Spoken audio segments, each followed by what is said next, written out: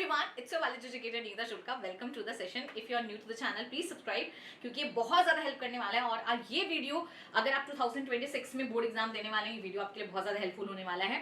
Trust me on this, क्योंकि हम आपको ना कुछ ऐसी इंसाइट्स होती हैं जो एक एक्सपीरियंस टीचर ही समझ सकता है कि अच्छा ये रूल आया तो इसका क्या इम्पैक्ट होगा या व्हाई दिस इज हैपनिंग। तो कुछ ऐसी इंसाइट्स हम आपको बताने वाले हैं जो अभी सीबीएसई ने नई नोटिस निकाली है, ठीक है। और वो इंसाइट्स आपको हम क्यों बता रहे हैं, वो इंसाइट्स हम आपको इसलिए बता रहे हैं क्योंकि एक्चुअली जब आपको चीजें पता होती हैं ना, देन आप अपने आप को उसी अकॉर्डिंग इवॉल्व कर पाते हो। जब आपको पता ही नहीं कि आपकी लाइफ में आगे किस चीज की जरूरत पड़ने वाली है, आपको क्या सुधार करने, कैसे करोगे, ठीक है।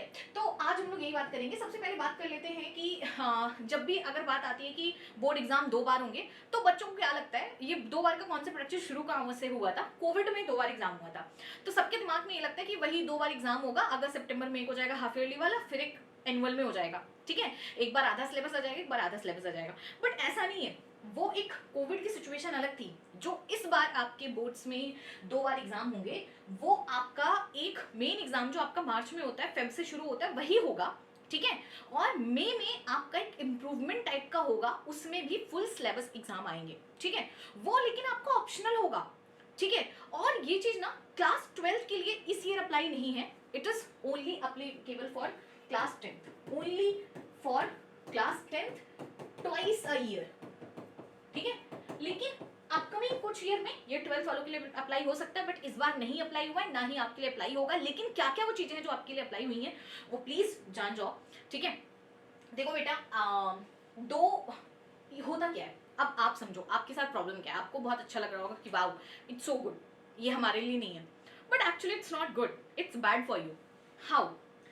एक क्लास 10th का बच्चा है जो मार्च में एग्जाम देगा, ठीक है। उसकी पूरी साल प्रिपरेशन बहुत अच्छी है, मार्च में उसका एग्जाम किसी वजह से खराब हो गया, ठीक है।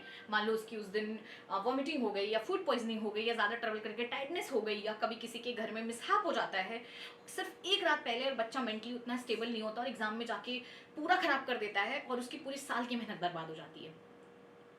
तो उसी चीजों को ध्यान में रखते हुए सीबीएसई ने ये डिसाइड किया है कि ठीक है, एक दिन, क्योंकि बोर्ड में कुछ खास इंटरनल मार्क्स होते नहीं, तो उसने डिसाइड किया कि चलो ठीक है, अगर मार्च में किसी वजह से आप खराब हो जा रहे हो तो आपके पास 1 महीने का टाइम है to recover from anything, then you can give that exam in may.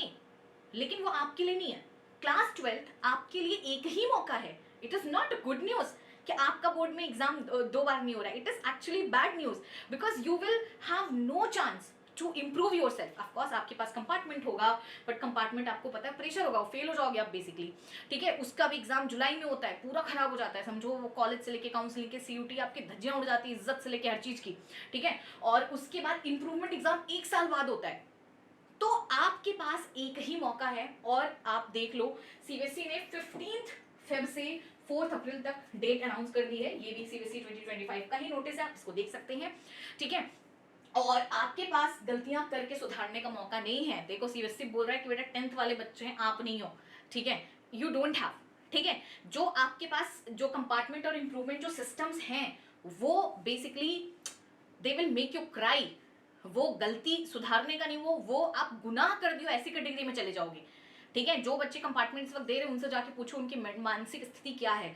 So please अपने 12th को लाइटली मत लें, क्योंकि बहुत सारे चेंजेस हो चुके हैं बेटा। कॉम्पिटेंसी बेस्ड क्वेश्चंस बहुत ज्यादा आ रहा है, सर्टन रीजन क्वेश्चंस बहुत ज्यादा आ रहे हैं, आपके कॉन्सेप्ट नहीं क्लियर है। आई कैन बेट कितना भी इजी सीजी सब्जेक्ट हो, बायो को लोग लर्निंग समझते हैं, बट बायो में भी आपके मार्क्स नहीं आ सकते, कंपार्टमेंट आ जाएगी आपकी, चाहे कितने भी जीनियस क्यों ना हो। देखो क्लास 10th में एक बच्चा टॉप किया, उसकी भी 12th में कंपार्टमेंट आ सकती है। क्लास 10th में एक बच्चा फेल किया, वो भी क्लास 12th में टॉप कर सकता है।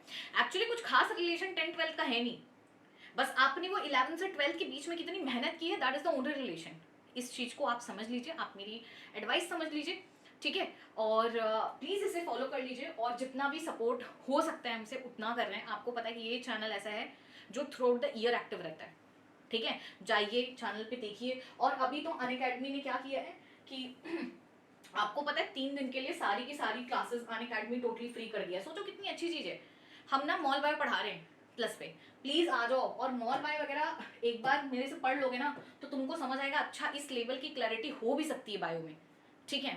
मुझे एकदम नहीं लर्न करना है, इतना स्टोरी से कोई रिलेट भी कर सकता है। ट्रस्ट में, मेरी क्लास में बच्चे आते हैं और यही बोलते हैं कि ma'am I had no idea कि बायो इस तरीके से भी समझी जा सकती है, ठीक है। So just join, it's totally free, link नीचे में दी है, 3 दिन है, आओ क्लास करो, पुरानी भी कर सकते हो, नोट्स डाउनलोड कर सकते हो, क्वेश्चन कर सकते हो। एक्चुअली चाहे जितना बताते रहेंगे यहाँ पे इनफ नहीं होगा, but please don't miss the chance, it is for you, go and utilise it. और तुम लोग का नहीं है, क्लास 12th का 1 एग्जाम ईयर है, 1 एग्जाम इन 1 ईयर है, ठीक है, साल में एक ही बार है, तो आपको मेहनत करनी है बेटा बहुत अच्छे से।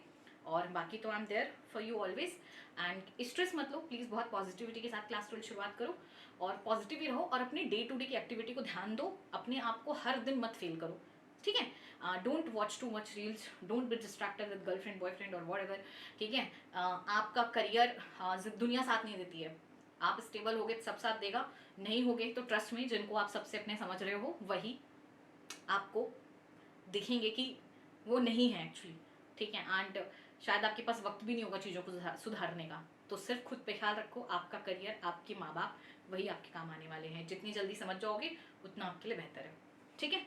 चलो बाय, टेक केयर।